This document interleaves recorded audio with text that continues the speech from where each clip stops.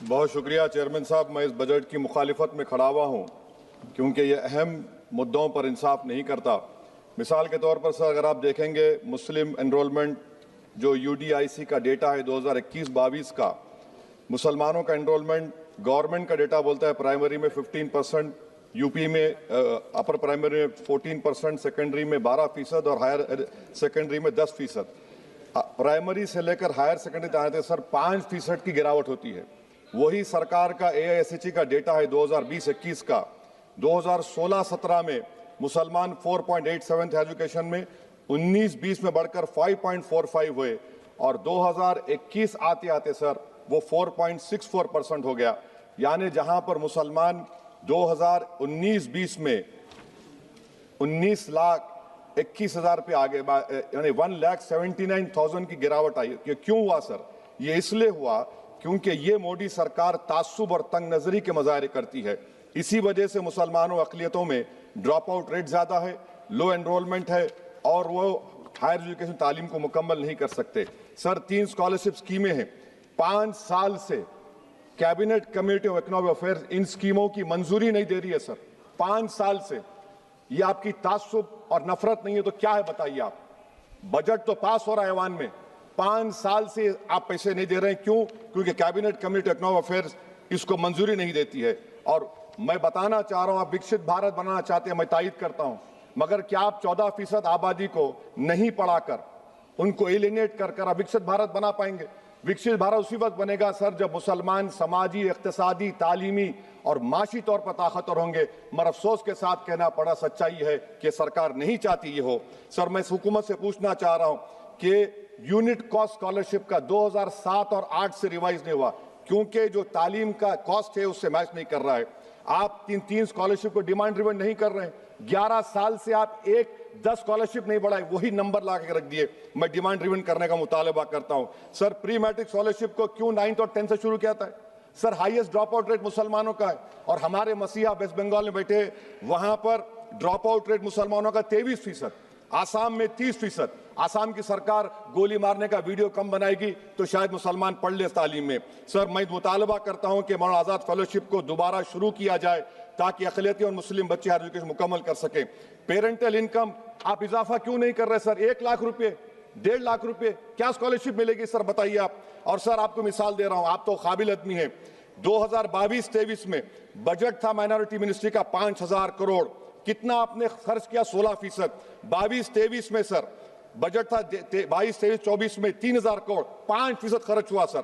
24-25 में बजट था 3,180 करोड़, 22% खर्च हुआ सर। PMJV के स्कीम है 1,914 करोड़, उसको आपने कम कर दिया 1,565 करोड़। तो मैं सरकार से मुतालबा करता हूं कि मिनिस्ट्री ऑफ माइनॉरिटी के बजट का 10,000 करोड़ कम से कम होना चाहिए। तासुबियत को खत्म करिए आपकी स्कीम में। सर दूसरी बात, इनकम टैक्स के बेनिफिट मिलती थी हमारे फौज के सिपाहियों को जो विकलांग थे, आपने इनकम टैक्स बेनिफिट छीन लिया उन लोगों को। ये कैसा इंसाफ है आपका बताइए? जो फौजी सर्विस में है, अरे प्राइम मिनिस्टर अगर एक ट्रेन की झंडी दिखाएंगे तो उससे बढ़ के पैसे खर्च होते, तो आप क्या बचा रहे? सर 11-12 साल से वजीर आजम मोदी हैं, हमारी एयरफोर्स का स्क्वाड्रन गिरकर 29 पर आ गया। 12 साल से आप प्रधानमंत्री हैं, हम एक मिड एयर रिफ्यूलर एवैक्स को नहीं बढ़ा सक रहे। पाकिस्तान के पास हमारे ज्यादा एवैक्स है और ऑपरेशन सिंदूर में हमने देखा कि कितनी तकलीफ हुई। सबमरीन का शॉर्टेज है, आपको फिक्र नहीं है सर। और हम 3rd एयरक्राफ्ट कैरियर हम भूल गए। आखिर कैसे हम चाइना को इंडो पैसिफिक में रोक पाएंगे? ये देशभक्ति नहीं है सर। हमारी फौज में कमी है। क्या ये मुल्क इतना कमजोर हो गया कि हम अपनी फौज में बच्चों को भर्ती नहीं करा सकते? अग्निपथ स्कीम का रिव्यू होना चाहिए। इस ऐवान में चाइना बॉर्डर पर एक बहस होनी चाहिए। सर आप आ जाइए US ट्रेड डील पर, जो ट्रंप ने एग्जीक्यूटिव ऑर्डर 6 फरवरी का निकाला, सेक्शन 4 कोट कर रहा हूं, डायरेक्टली इनडायरेक्टली अगर हम रशिया का ऑयल लेंगे तो 25% लगा देगा। कौन है सर वो गोरी चमड़ी वाला वहां बैठकर हमको बोलने वाला? किस हमने इस मुल्क को आजाद इसलिए करवाया था कि वहां बैठकर बोलेगा मैं जिससे चाह तेल खरीदूंगा। तुम होते कौन हो? तुम मेरे माई बाप हो क्या? आप 25% लगाएंगे सर। और वर्ड क्या इस्तेमाल किया? इंडिया। यानी अब नयारा जो है, नयारा कंपनी बंद हो जाएगी और हमको मॉनिटर करेंगे आप, भारत को उस पर ओवरसाइट करेंगे। अफसोस की बात है कि सरकार खामोश है। सर 2019 में ईरान का ऑयल मत लो बोले, आपने गलती की, आपने ईरान का ऑयल नहीं लिया।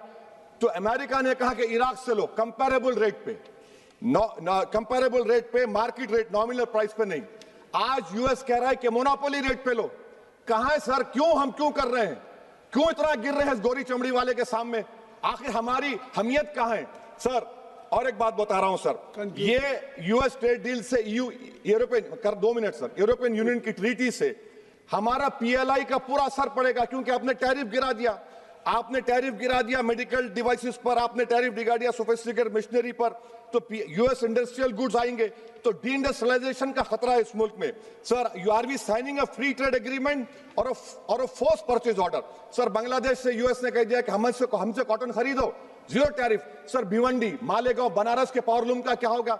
70% रॉ कॉटन हम देता बांग्लादेश को। सर, एमएचए का बजट 5.7 बढ़ गया, डिफेंस का 15.99। मैं सरकार से मुतालबा करता हूं कि वेनेजुएला में जो हुआ, आप एक ऑपरेशन इंसाफ करिए। ऑपरेशन इंसाफ के तहत हाफिज सईद, मसूद अजहर, लखवी को घुस के लाइए भारत में, तभी इंसाफ होगा सर। जब तक खत्म कर रहा हूं सर, हम कुलभूषण यादव को भूल गए। वो कुलभूषण यादव उसको आईसीजे में रुकाया। आखिर हम कब लेके आएंगे कुलभूषण यादव को? वजीर आजम इजराइल को जा रहे हैं, मैं उनसे ये मुतालबा करता हूं कि वो गाजा को जाएं, 15 मिनट जाकर देखें, 60,000 फलस्तीनियों खत्म कर दिया गया। और नेतन्याहू पर आईसीजे का अरेस्ट वारंट है, आईसीसी का, और आईसीजे में केस चल रहा है सर। तो मैं आपसे मुतालबा करता हूं कि वजीर आजम गाजा के बारे में देखें। मैं ज़ायनिज़्म मुर्दाबाद बोलता हूं, भारत जिंदाबाद। और ये सरकार तेलंगाना से नाइंसाफी कर रही है, कुछ नहीं दे रही है। बहुत